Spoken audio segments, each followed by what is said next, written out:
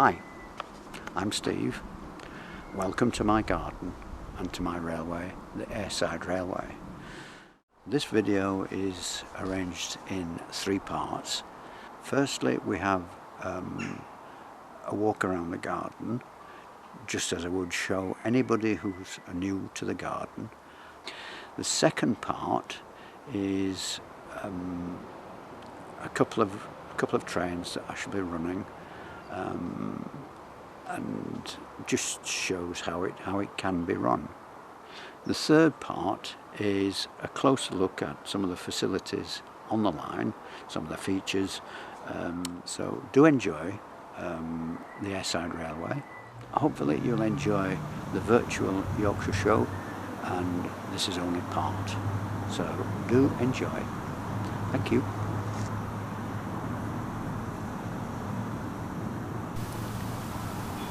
Welcome to the Aireside Garden and the first glimpse of the railway.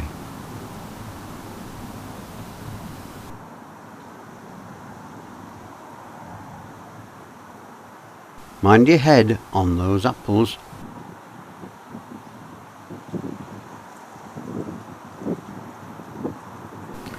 The railway is laid out in a dogbone shape, and this is the eastern end.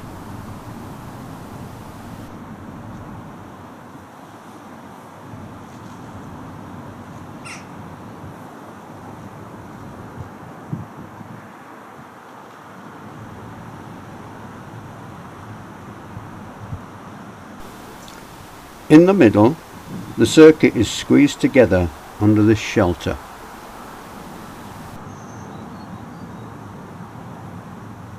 And beyond the old greenhouse is the western end of the dogbone.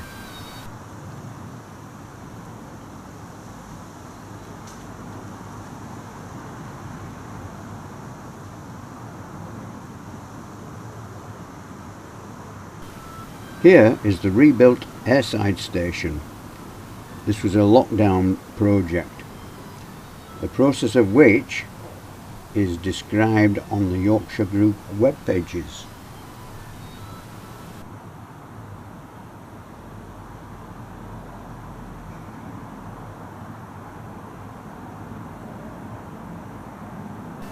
This shot is taken from inside the circuit.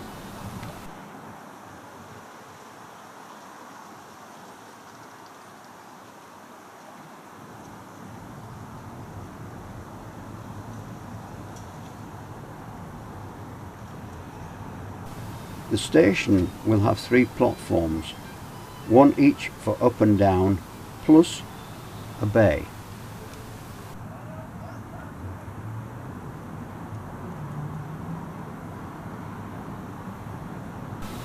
Over by the house in the east is the branch terminus. The slightly raised station is known as Gilwood.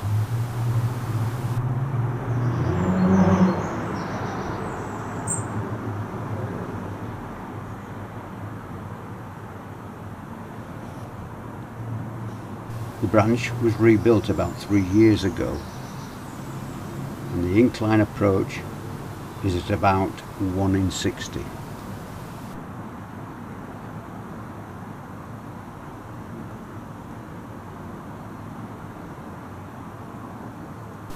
Beckfoot is the site of the old engine shed, and this is a popular steam-up area. The Gill is also a popular steam-up area, particularly with the coal engines. The new Aireside station will have a 2-lane shed, and I expect most visitors will steam here. But Gilwood is also available for steaming.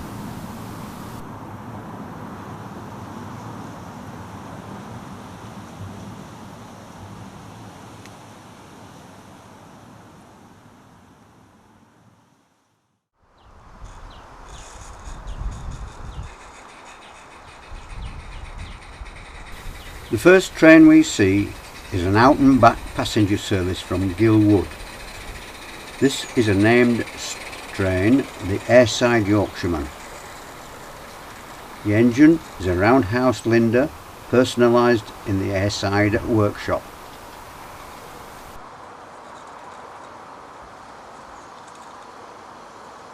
The regulator is closed drifting down the hill, but you need to catch it at the right time as you enter the circuit on an incline.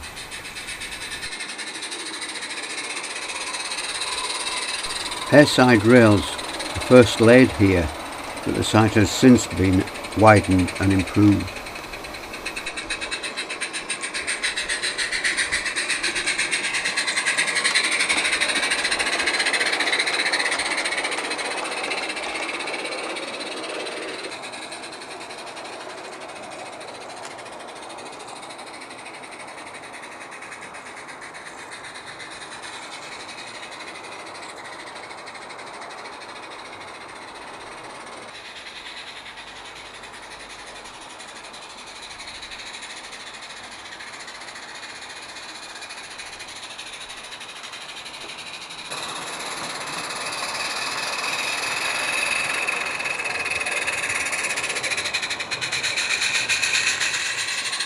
Coaching stock is from brand Bright. The cream and chocolate purchased second hand, but the grey and green was an Aireside Workshop product.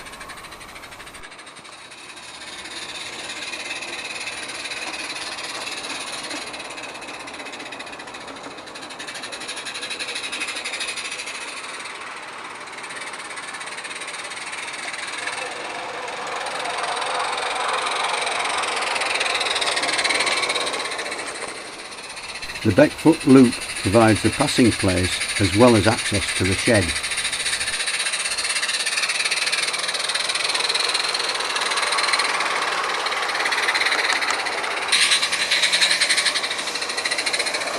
The rotten old Beckfoot shed was replaced a few years ago. It is now the local running shed and wagon repair facility.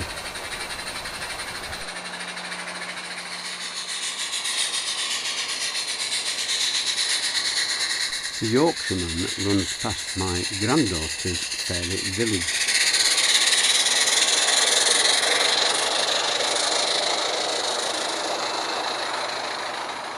Much of the trackside greenery is now mature and needs trimming at regular intervals.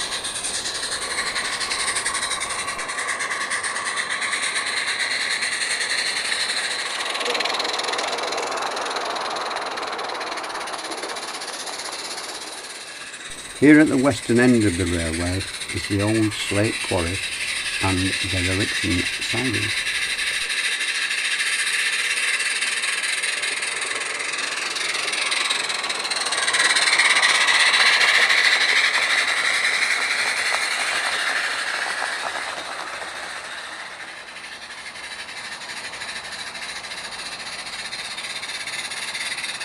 Here at the Gill, points are set for the crossover, then a short section of wrong way running to rejoin the branch to Gilwood.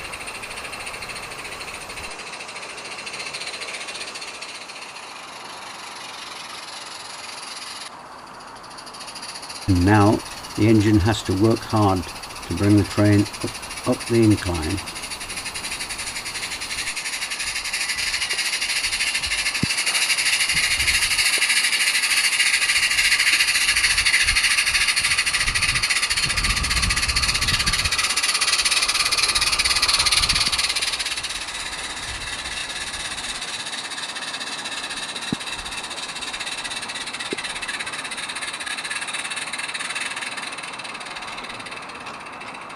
The train now arrives back on the main platform of Gilwood Station.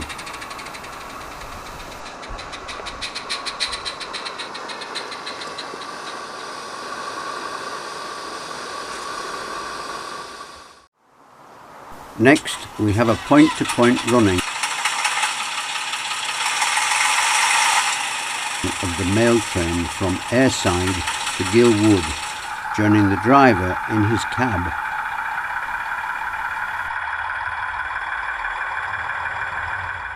Number 31, Druid's Altar, starts in the loco shed siding and moves off to collect the stock.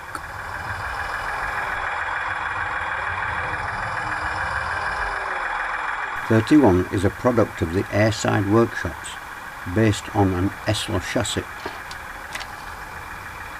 It is unmistakably based on a Harlech castle, but it has many unique features, including a fully detailed cab.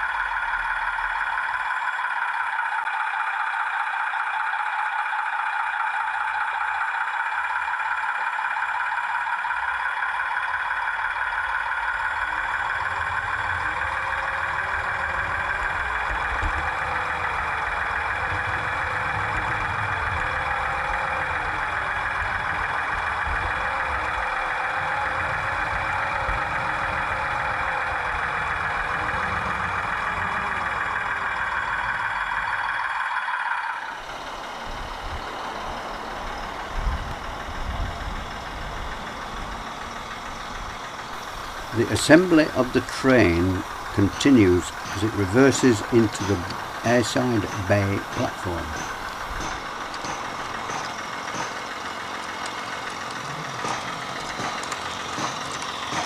It is made up of a brand bright coach PS16 and an apropos wood fan.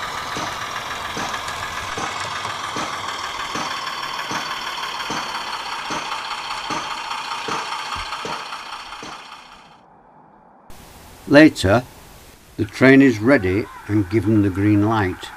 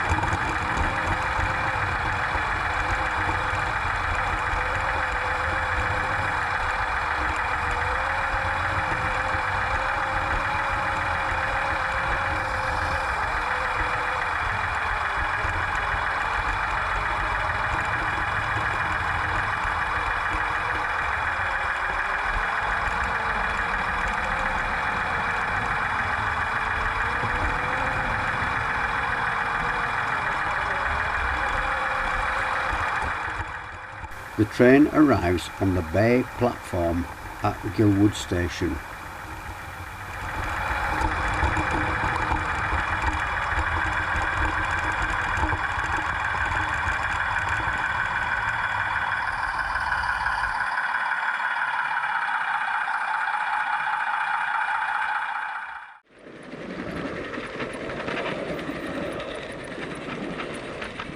The third train simply demonstrates continuous running around the circuit.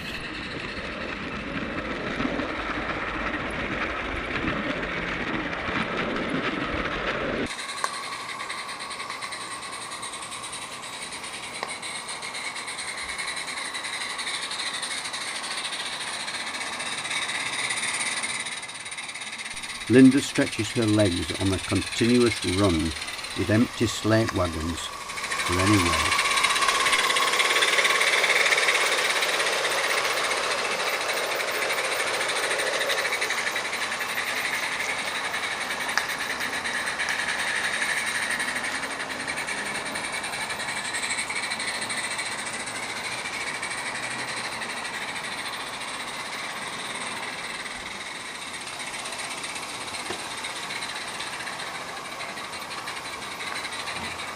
I think this is a fine view of the S-bend through Aireside Station, but a visitor normally would run clockwise, so this anti-clockwise view would not normally be seen.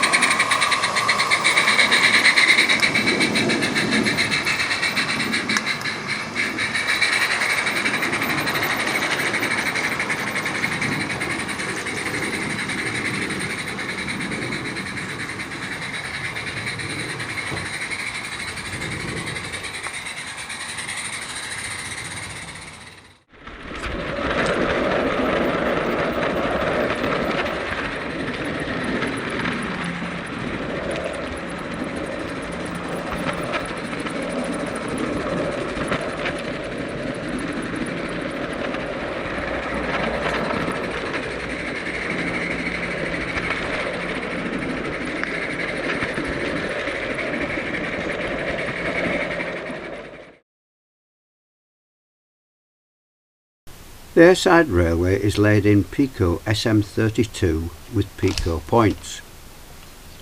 Ballast is granite chippings mixed with cement on a mix of 3:1. The ballast is laid dry, misted over with water and then flooded so that all the mix is well wetted. Many of the Pico points have been improved with brass tie bars, replacing the sprung plastic bars.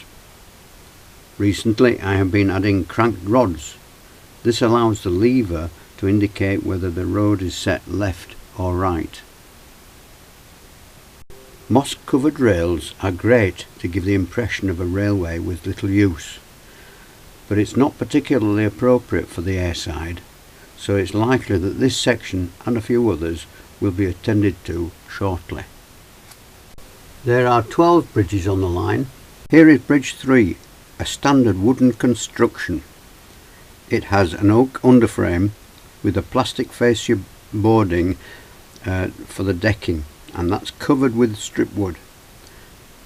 The deck is finished with a Ronseal walnut wood stain. The adjoining plate bridge is Bridge 6 and is supported by 2 steel angles. The decking is again covered with strip wood finished with walnut wood stain. The 2 side panels are plastic card attached with silicone. Bridge 5 is at the western end of the railway and has to be lifted out for access for the lawnmower. There is a captive bolt at either end and track alignment is retained with track joiners. It has a steel frame with plastic fascia decking covered with roofing felt. The arched sides are painted plywood and strip wood, and the vinyl lettering was supplied by Tom Evers. The girder and 2 wing bridges, bridges 7, 8 and 9, are SI designed and built. They are formed in aluminium and assembled with stainless steel bolts. Across the way is bridge 10, a standard wooden bridge as bridge 3. And bridges 11 and 12 are plain aluminium framed but are in need of rebuilding with character. The Beckfoot Station building was the first to be built with stripwood overlaying a plywood carcass. It has something of a talus-lint appearance, but this has gaps where the talus-lint has beading. The roof is covered ply with some roof timber detailing underneath. The covering is individual plastic card slates, clipped 3 sides to mimic cut slate. And the original plastic sheet had a different finish to both sides, so this has been used to good effect. The same construction techniques have been used for the shed office building. The recent station building at Gilwood has incorporated the house style that is built with stripwood covering the ply carcass, individual slates with jigstone chimney stacks and brass used for both pots and flashings.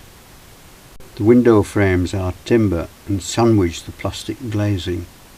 Only a few weeks ago the shed building at Gilwood was completed to the same specification, but the roof covering over the ply former is a plastic moulding of corrugated iron.